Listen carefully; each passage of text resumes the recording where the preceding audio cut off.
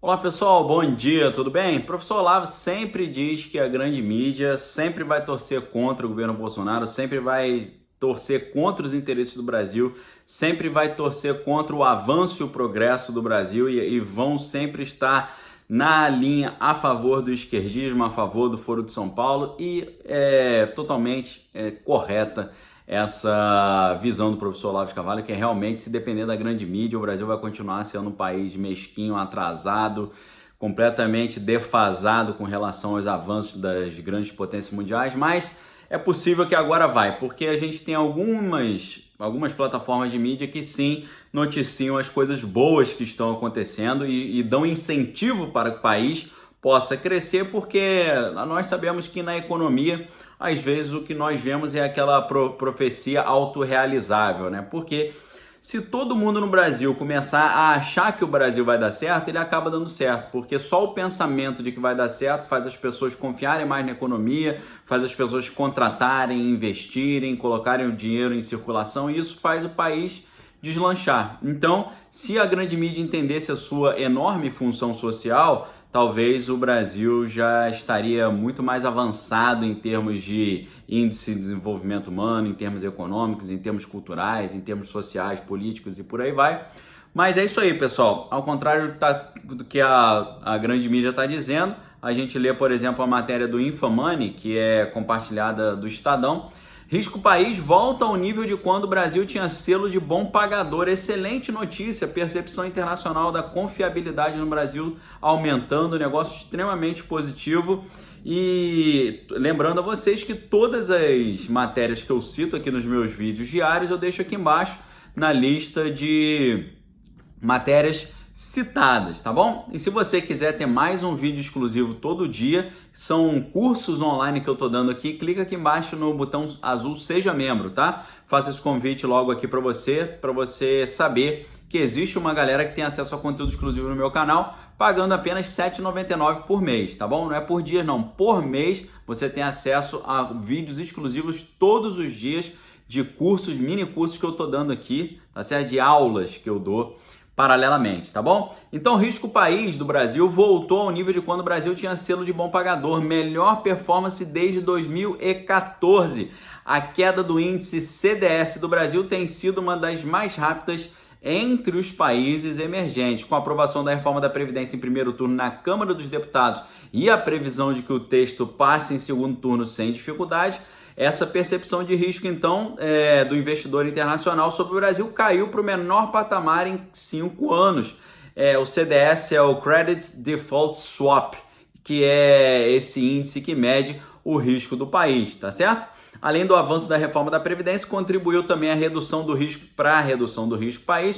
O cenário do mercado internacional mais calmo, com a perspectiva de queda de juros nos Estados Unidos e na Europa, né? Como os juros é muito baixo nos Estados Unidos e na Europa, não fica muito interessante você colocar dinheiro para investir lá, porque o dinheiro vai render muito pouquinho, né? O Brasil, apesar de a gente ter uma taxa de juros bem menor do que já tivemos, a nossa taxa já chegou a 14%, hoje a gente está em 6,5%, que é a taxa Selic, ainda é uma taxa das mais altas do mundo, mas é uma taxa bem menor do que os 2 dígitos que nós tivemos no governo Dilma, tá? Então, pessoal, a avaliação do mercado é que o risco de uma crise fiscal diminuiu, ao mesmo tempo em que reduziu a chance de haver uma fuga de recursos para os Estados Unidos, o que seria provável caso o Banco Central Americano, o Fed, Federal Reserve, elevasse os juros como considerava fazer no início do ano. Então, não tem mais essa perspectiva de subir os juros, então o índice fica bem mais favorável para investimentos no Brasil, tá? A gente teve aqui o chefe de economia e estratégia do Bank of America Merrill Lynch no Brasil, que é o David Becker. Ele disse o seguinte: o cenário para os emergentes é melhor agora, o dólar não vai se apreciar tanto, o que ajuda esses países, e uma vez aprovada a reforma, abre um caminho para que outras reformas andem. Podemos começar um círculo virtuoso, olha que maravilha, tá? Além disso também, o economista-chefe da Goldman Sachs para a América Latina, que é o Alberto Ramos, ele ressaltou que a aprovação da reforma em primeiro turno com número maior de votos do que previsto não garante que os outros textos vão passar com facilidade. Então é por isso que a gente tem que continuar cobrando aqui, tá certo? Ele diz que foi feito um trabalho de articulação política pela Previdência, a base para outras reformas não está tão clara. Então, a gente precisa continuar essa cobrança aí para que Brasília vote as medidas tão importantes para o progresso do Brasil. E aí, pessoal, quando a Previdência começou a avançar no Congresso, as taxas passaram a cair rapidamente, essas taxas aí. Hoje o Brasil está com a taxa perto do México, que são 115 pontos, tá? País classificado como um bom local para se investir. Mas a taxa brasileira ainda está alta com relação a outros países, como por exemplo o Chile, que tem 36 pontos, e a Colômbia, que tem 84 pontos, tá? A única exceção é a Argentina, que está tendo uma crise econômica e uma tensão eleitoral com a perspectiva de retorno da família Kirchner, populista, que deu grandes prejuízos aos cofres argentinos. A taxa na Argentina está perto dos 900 pontos, tá? Só que além disso, pessoal, tem mais notícias aí que estão mostrando que o Brasil está se ajustando e seguindo o caminho das grandes potências mundiais. O governo Bolsonaro agora está com a perspectiva de atrair 208 bilhões em investimentos em infraestrutura, tá? Matéria da Gazeta do Povo. Depois de leiloar 12 aeroportos, 10 terminais portuários e um trecho da Ferrovia Norte-Sul no primeiro semestre, o governo Bolsonaro fechou a lista com mais ativos de infraestrutura que serão concedidos à iniciativa privada até o início a iniciativa privada até o fim do mandato. Serão leiloados mais 41 aeroportos e 11 terminais portuários e concedidos 16,5 mil quilômetros em rodovias e 2,4 mil em novas ferrovias, entre outros. Ao todo, o governo espera atrair pelo menos mais 208 bilhões em compromisso de investimento, dinheiro que será aplicado ao longo do tempo de concessão, que normalmente é de 30 anos, tá?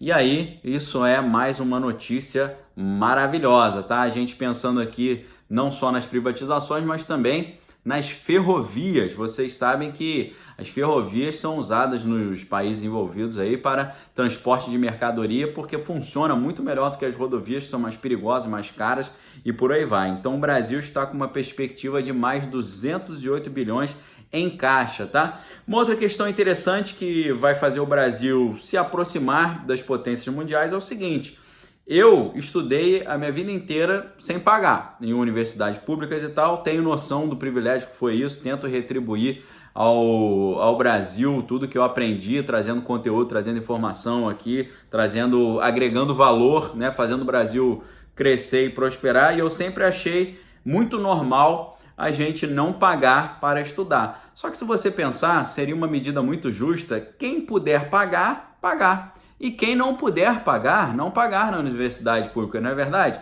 Seria justo isso, que você desonera a máquina pública. Se uma pessoa tem comprovação de renda razoável, que ela consiga pagar a sua mensalidade. Mas quem não puder pagar, que não pague. Então a Gazeta do Povo trouxe também uma matéria cujo título é 10 países que cobram mensalidades em universidades públicas. E a gente vai ver que países potência como Austrália, Canadá, Coreia do Sul, Espanha, Estados Unidos, França, Israel, Itália, Japão e Reino Unido cobram sim as mensalidades, tá? Eu sempre achei isso absurdo, mas hoje eu penso, se as potências mundiais fazem assim, por que a gente não vai fazer? Nos Estados Unidos, por exemplo, tanto as universidades públicas quanto as particulares são estimuladas a buscar financiamento no mercado e podem cobrar mensalidades dos alunos. Em geral, nas instituições estatais, onde estão 2/3 dos alunos americanos, a mensalidade equivale a metade do valor e responde por cerca de 20% do orçamento da instituição. Atualmente, 80% dos alunos do ensino superior recebem bolsas ou subsídio governamental, tá certo? Se você pensar no Japão, por exemplo, as instituições públicas de ensino superior cobram mensalidades que somam para o ano letivo valores equivalentes a $5.000 em média para os cursos de bacharelado. É a quarta taxa mais alta entre os 36 países membros da OCDE, que é o grupo dos países mais ricos do mundo. Apesar do custo, 61% das pessoas com 25 a 64 anos têm graduação universitária muito acima da média de 38% dos países da OCDE. Lá no Reino Unido, por exemplo, até o final dos anos 90, o ensino era inteiramente gratuito, o sistema foi alterado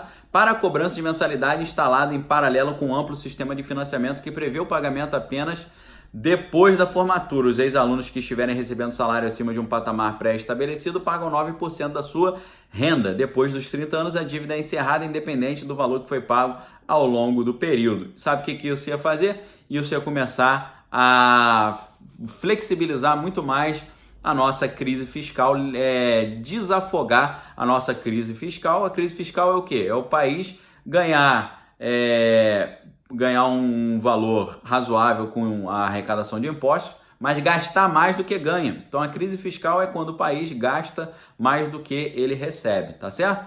Então, pessoal, essas medidas aqui, o risco Brasil voltando ao menor patamar desde 2014, o governo Bolsonaro com a perspectiva de arrecadar mais de 208 bilhões de reais, e essa perspectiva também do Brasil evoluir e começar a flexibilizar a questão do pagamento em universidades públicas.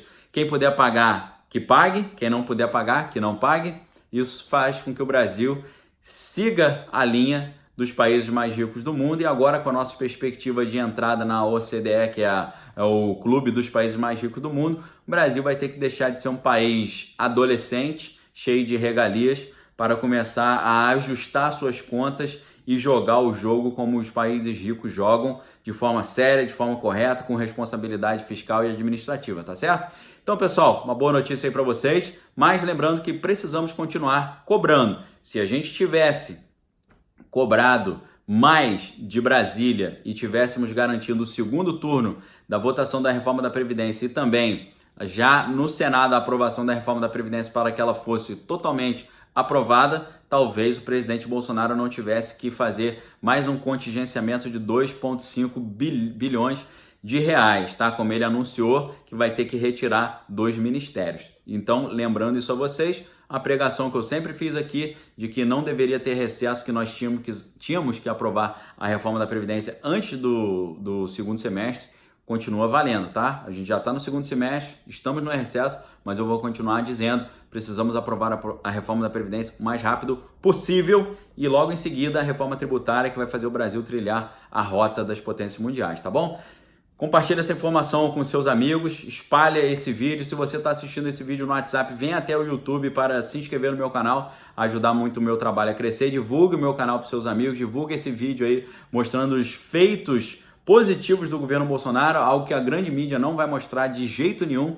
Então você precisa espalhar essa informação, porque o otimismo ele faz a economia fluir e faz a economia bombar, tá certo? Um abraço, fiquem com Deus, clica aqui embaixo no botãozinho azul, seja membro, você vai ajudar muito o canal com apenas R$ 7,99 por mês e vai ter acesso a conteúdos exclusivos, um vídeo por dia com aulas exclusivas que eu dou para os membros aqui do canal Daniel Lopes, tá bom? Obrigado a todos, se você já é inscrito, verifique se a sua inscrição está ativa, um abraço, fiquem com Deus, a gente se vê amanhã com mais um vídeo exclusivo aqui no canal Daniel Lopes. Valeu galera, um abraço!